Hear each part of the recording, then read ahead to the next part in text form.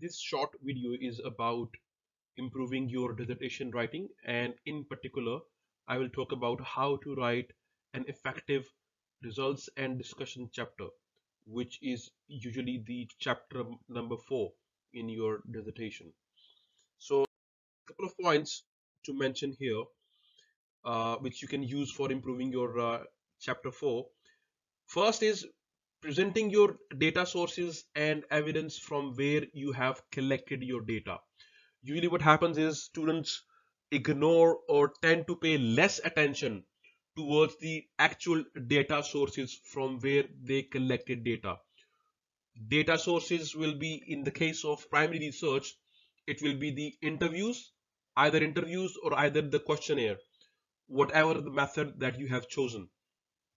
So you need to present that this is where you have collected your data, i.e. you have to provide the evidence, which can be a transcript, which can be the questionnaire and its answers in the appendices, right? And for supporting it, you can add a summary of a table in chapter 4. But you have to present some kind of evidence in chapter 4 about your data sources from where you have collected data. If it's a secondary research, you can create a table of those articles or papers that you have specifically used in chapter 4 in the results section. This is very important. Students often ignore and they lose marks when they see their grades. So it's very important to present your findings. Then application of relevant theories on findings. This is equally important. Merely presenting your findings is not enough in chapter 4.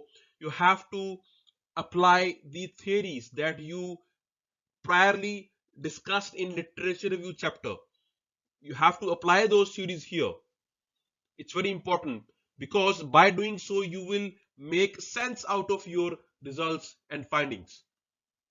So I mean, even if you don't use all the theories, but at least use one theory minimum and apply that theory on the data that you collected to make sense out of it.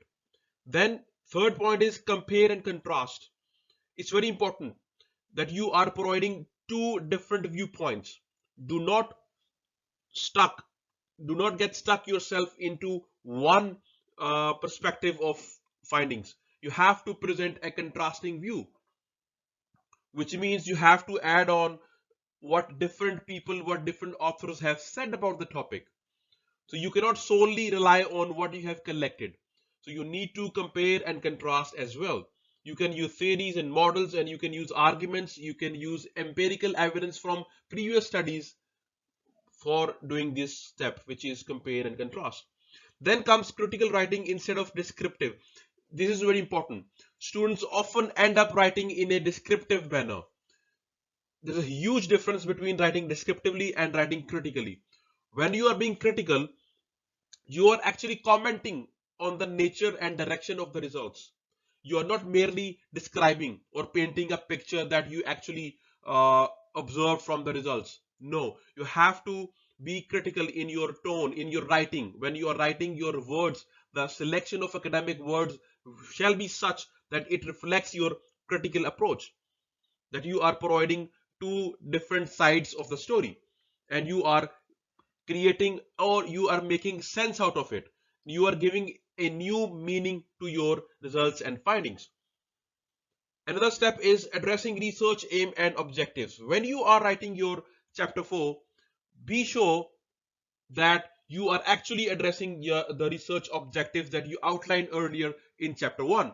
Because when you will be graded, your tutor, your teacher, or your marker, he or she will compare your objectives with your chapter 4, that whether you have addressed those elements that you mentioned in research objectives and research aim.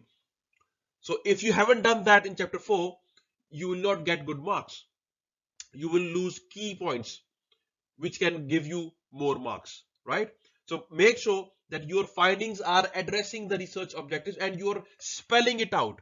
Do not think that tutor will himself or herself assert it or he will understand or she will understand. No, you have to spell it out and how your results, how your data is addressing the research objectives.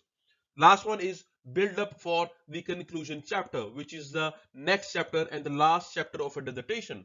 So your chapter 4 shall provide a certain room for recommendations, for conclusion, and for writing implications, because these three are key headings of chapter 5.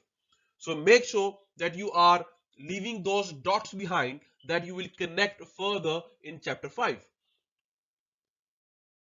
Some more videos to come which will cover research methodology and literature review chapters very soon. Thank you.